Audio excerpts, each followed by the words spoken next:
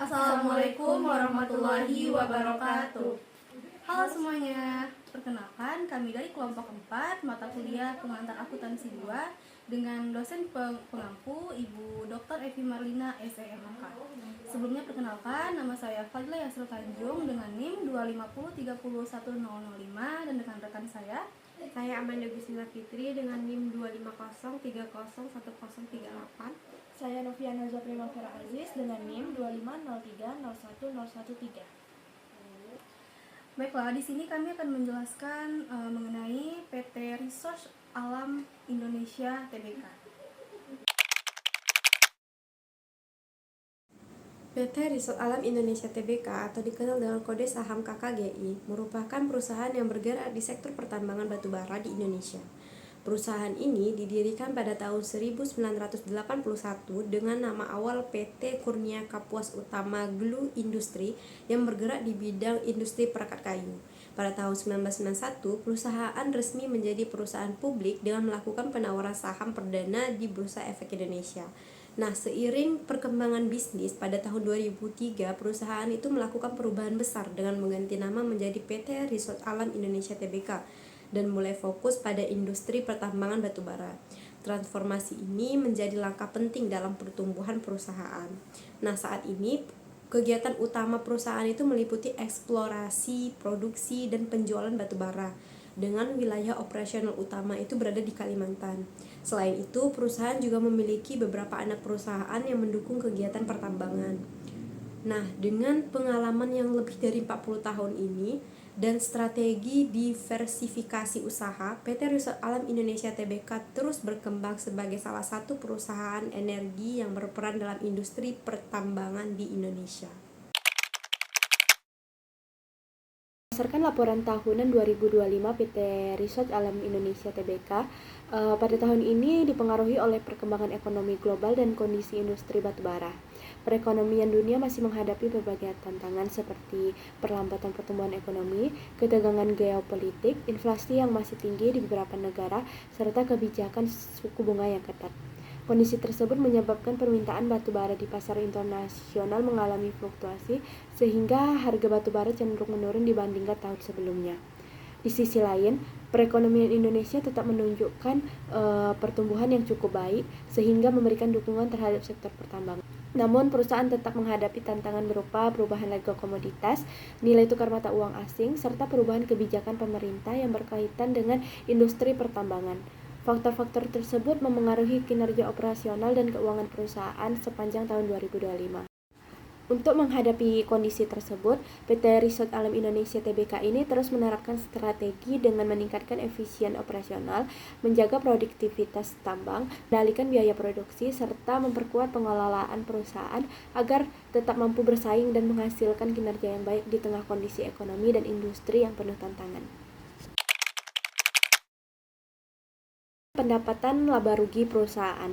Berdasarkan ikhtisar kinerja keuangan dalam laporan tahun 2025, PT Resource Alam Indonesia Tbk ini mencatat pendapatan usaha sebesar 153,117,575 US dollar pada tahun 2025. Nilai tersebut mengalami penurunan dibandingkan tahun 2024 yang mencapai 326,804,875 US dollar.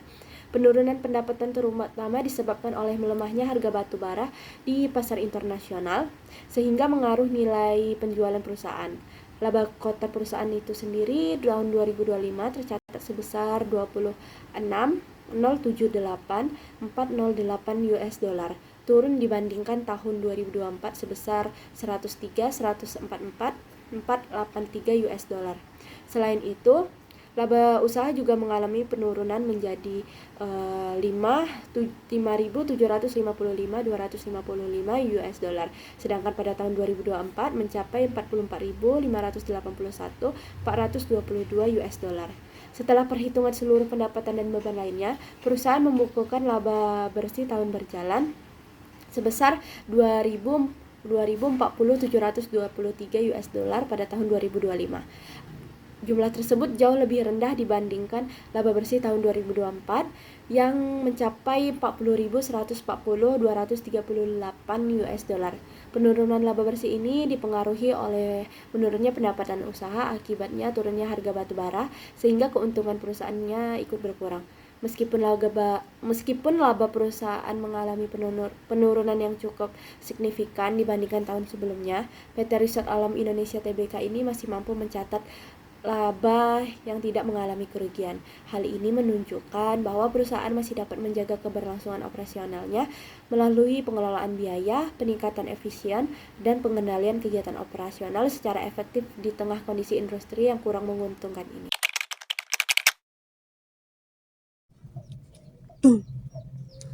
Baiklah, di sini saya akan menjelaskan analisis kondisi keuangan dari PT Research Alam Indonesia Tbk berdasarkan laporan keuangan konsolidasi tahun buku 2025 yang dipublikasikan melalui Bursa Efek Indonesia. Yang pertama, itu ada sumber pendapatan. Sumber utama pendapatan dari PT Research Alam Indonesia Tbk berasal dari penjualan batu bara, dan ini merupakan kontributor terbesar pendapatan dari perusahaan tersebut. Itu jasa yang berkaitan dengan kegiatan pertambangan.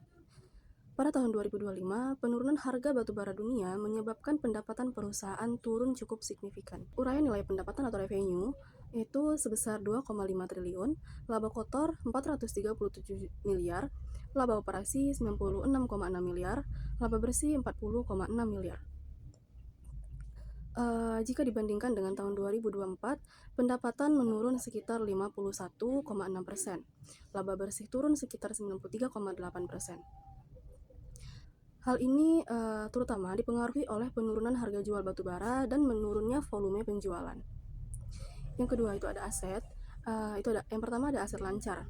Aset lancar merupakan aset yang dapat dicairkan dalam waktu kurang dari 1 tahun, yaitu terdiri dari kas dan setara kas, piutang usaha, persediaan, pajak dibayar di muka, serta aset lancar lainnya. Kas dan setara kas perusahaan itu mencapai 710,7 miliar. Kas ini menunjukkan likuiditas perusahaan masih cukup baik untuk memenuhi kewajiban jangka pendek. Yang kedua itu ada aset tidak lancar. Aset tidak lancar terdiri dari aset tetap, properti pertambangan, investasi, aset pajak tangguhan, dan aset lainnya. Total aset perusahaan adalah sebesar 3,49 triliun. Komposisi aset masih didominasi aset tetap dan aset yang berkaitan dengan kegiatan pertambangan. Baik, yang ketiga itu ada liabilitas. Liabilitas merupakan kewajiban perusahaan kepada pihak lain yang terdiri dari liabilitas jangka pendek, utang usaha, lalu ada beban akrual, ada utang pajak, ada pinjaman bank jangka pendek. Nilainya itu sebesar 319 miliar. Lalu ada liabilitas jangka panjang, itu meliputi dari pinjaman bank, liabilitas sewa, liabilitas imbalan kerja, dengan nilai sebesar 193,6 miliar. Total liabilitasnya sekitar 512,7 miliar. Debt to equity ratio atau DER itu 0,20 kali. Artinya, setiap Rp1 modal hanya dijamin oleh sekitar 0,20 utang, sehingga struktur modal perusahaan masih tergolong sehat. Yang keempat ada ekuitas. Ekuitas merupakan hak pemegang saham setelah dikurangi seluruh liabilitas. Komponen nilai total ekuitasnya sebesar 2,5 triliun. Ekuitas jauh lebih besar dibandingkan total liabilitas sehingga tingkat solvabilitas perusahaan masih tergolong baik. Yang kelima itu ada arus kas. Laporan arus kasnya terdiri atas aktivasi operasi. Masih menghasilkan arus kas positif dari kegiatan operasional perusahaan meskipun nilainya menurun akibat penurunan laba. Aktivasi investasi digunakan untuk pembelian aset tetap, pengembangan area tambang, belanja modal atau capital expenditure, dan aktivitas pendanaan. Terutama digunakan untuk pembayaran pinjaman, pembayaran dividen, dan aktivitas pendanaan lainnya. Saldo kas akhir tahun itu sebesar 710,7 miliar. Menunjukkan perusahaan masih memiliki likuiditas yang cukup kuat. Yang keenam itu ada kinerja keuangan.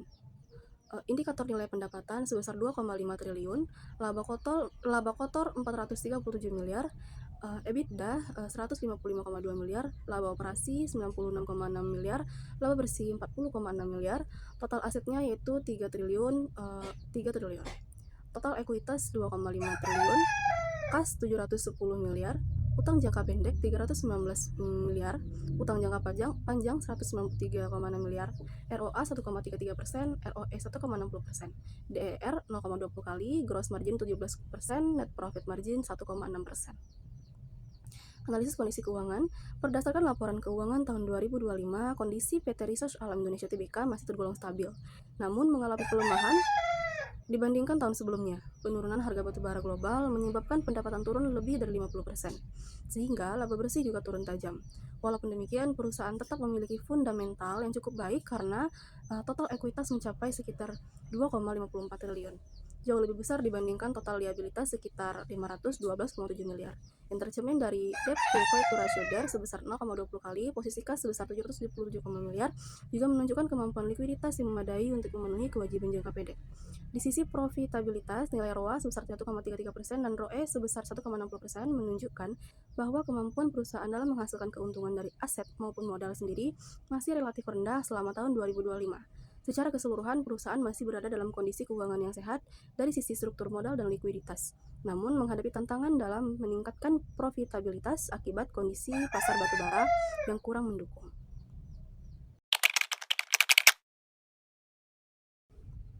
Berdasarkan laporan tahunan PT Research Alam Indonesia Tbk tahun 2025 dan data perusahaan yang dipublikasikan, pihak-pihak yang terlibat dalam perusahaan meliputi pemegang saham, organ perusahaan seperti RUPS, Dewan Komisaris, Direksi, komite pendukung, serta para pemangku kepentingan seperti stakeholders. Yang pertama ada Rapat Umum Pemegang Saham atau RUPS. RUPS merupakan pemegang kekuasaan tertinggi dalam perusahaan yang memiliki wewenang untuk mengangkat dan memberhentikan anggota direksi dan dewan komisaris. Terus ada menyetujui laporan tahunan dan laporan keuangan, menentukan penggunaan laba perusahaan, mengambil keputusan strategis untuk perusahaan. Yang kedua ada dewan komisaris. Dewan komisaris bertugas mengawasi jalannya perusahaan serta memberikan nasihat kepada direksi. Anggota Dewan Komisaris pada perusahaan ini itu ada Hendro Martowardojo, itu adalah komisaris utama. Terus ada Dr. Suparno Adijanto PhD sebagai komisaris, Won Chil-yu sebagai komisaris, Dharma Putrawati sebagai komisaris independen, Lui Yanto Yamin sebagai komisaris independen. Yang ketiga itu ada direksi. Direksi bertanggung jawab atas pengelolaan operasional perusahaan sehari-hari. Susunan direksi ada Pintarso Adijanto, itu adalah direktur utama, ada Wimpi Salim itu sebagai direktur, Winanto sebagai direktur, Edi sebagai direktur. Lalu ada Agus Sugiarto Suparman juga sebagai direktur. Yang keempat itu ada komite audit. Komite audit membantu Dewan Komisaris dalam mengawasi pelaporan keuangan, lalu memastikan kepatuhan terhadap peraturan, serta mengawasi sistem pengendalian internal, lalu berkoordinasi dengan auditor internal dan auditor eksternal. Yang kelima ada sekretaris perusahaan atau corporate secretary. Ia bertugas untuk menjembatani komunikasi perusahaan dengan OJK, Bursa Efek Indonesia, dan investor. Yang kedua, lalu memastikan keterbukaan informasi kepada publik, menyelenggarakan RUPS dan kegiatan tata kelola perusahaan. Yang keenam adalah pemegang saham. Pemegang saham merupakan pemilik perusahaan yang memiliki hak atau atas dividen dan hak suara dalam RUPS. Informasi mengenai daftar pemegang saham utama dipublikasikan secara berkala oleh perusahaan. Yang ketujuh adalah auditor eksternal. Auditor independen bertugas memeriksa kewajaran laporan keuangan perusahaan sesuai standar akuntansi keuangan, sehingga laporan yang dipublikasikan dapat dipercaya. Yang kedelapan itu ada karyawan. Karyawan berperan dalam menjalankan kegiatan operasional perusahaan, mulai dari kegiatan pertambangan, pengolahan, pemasaran, hingga fungsi pendukung seperti keuangan, SDM, dan administrasi. Yang kesembilan ada pemangku kepentingan atau stakeholders. Selain organ perusahaan PT Research Alam Indonesia Tbk juga berhubungan dengan investor, kreditur atau perbankan, pelanggan, pemasok, serta pemerintahan regulatornya seperti OJK, Bursa Efek Indonesia, Kementerian SDM, dan Direktorat Jenderal Pajak. Dan juga masyarakat sekitar wilayah operasional, lalu bekerjasama dengan mitra usaha dan kontraktor. Baiklah, ringkasnya pihak-pihak yang terlibat di PT Research Alam Indonesia ini, yang pertama itu ada ROPS yang bertugas mengambil keputusan tertinggi. Yang kedua ada Dewan Komisaris, yaitu pengawas perusahaan. Ketiga ada Direksi Pengelola, itu adalah yang mengoperasionalkan perusahaan. Yang keempat ada Komite Audit, pengawasan laporan keuangan dan pengendalian internal. Yang kelima ada Sekretaris Perusahaan, itu adalah menjalin hubungan dengan regulator dan investor. Yang keenam ada pemegang saham, itu dia adalah penyedia modal dan pemilik perusahaan. Yang ketujuh ada auditor eksternal, yaitu pemeriksa laporan keuangan. Yang kedelapan ada karyawan, pelaksana operasional. Yang kesembilan ada investor, kreditur, pemasok, pelanggan, pemerintah, masyarakat, serta pemangku kepentingan perusahaan. Analisis laporan keuangan pada tahun 2025, PT Research Alam Indonesia Tbk masih berada dalam kondisi keuangan yang cukup sehat dan stabil, meskipun mengalami penurunan kinerja yang signifikan dibanding tahun 2024. Penurunan ini terutama disebabkan oleh melemahnya harga batu bara global yang berdampak langsung pada turunnya pendapatan lebih dari 50%, serta penurunan laba bersih hingga lebih dari 90%. Nah, dari sisi struktur keuangan, perusahaan masih tergolong kuat. Hal ini terlihat dari ekuitas yang jauh lebih besar dibanding liabilitas. Nah, posisi kas tertingginya itu ada di 710,7 miliar, yang mana kondisi tersebut menunjukkan bahwa perusahaan memiliki likuiditas dan solvabilitas yang baik, sehingga mampu memenuhi kewajiban jangka pendek maupun jangka panjang. Namun, dari sisi profitabilitas, perusahaan mengalami penurunan kinerja yang cukup tajam. Nilai ROA-nya itu 1,33% dan ROE-nya itu 1,60%, yang menunjukkan kemampuan menghasilkan laba masih rendah pada tahun 2025. Hal ini menandakan bahwa efisiensi penggunaan aset dan modal belum optimal di tengah kondisi pasar yang kurang mendukung. Secara keseluruhan, perusahaan masih mampu bertahan dan tetap mencetak laba, yang menunjukkan keberlangsungan usaha itu tetap terjaga. Namun ke depan, perusahaan perlu meningkatkan efisiensi operasional, mengendalikan biaya produksi, serta beradaptasi dengan fluktuasi harga komoditas agar dapat memperbaiki profitabilitas dan menjaga pertumbuhan kinerja keuangan di masa yang mendatang. Sekian penjelasan kami mengenai PT Research Alam Indonesia. Mohon maaf apabila ada kekurangan kata. Wabillahi taufiq wal hidayah. Assalamualaikum warahmatullahi wabarakatuh.